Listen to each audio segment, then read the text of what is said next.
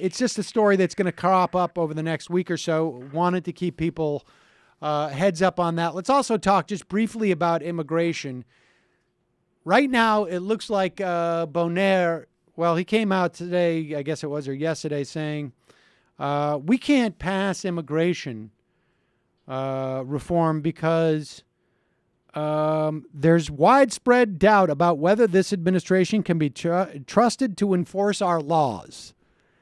Now, they don't seem to be too concerned about the enforcement of financial regulations, but be that as it may.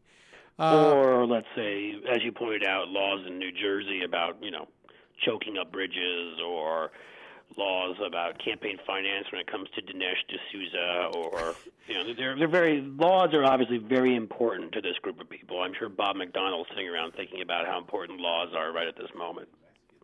Right. Yeah. Yes, as Michael just said, when it involves having the potential to electrocute Mexicans, then they're very concerned about it. But it's actually exciting at that moment. Dave Weigel says that people should not take this seriously. That is more Bonaire trying to appeal and maintain on the good graces side of his. Well, I'm just going to use the words of an anonymous Republican, as reported in BuzzFeed, racist caucus when it comes to the question of immigration. Yeah, that's what it comes down to. He has to keep the racists in line. So, otherwise, if he could maybe cobble together the votes, but he'd lose his speakership, and clearly that's. Well, if they brought immigration reform to the floor right now, it would pass. It's just that it wouldn't pass with a majority of Republican votes.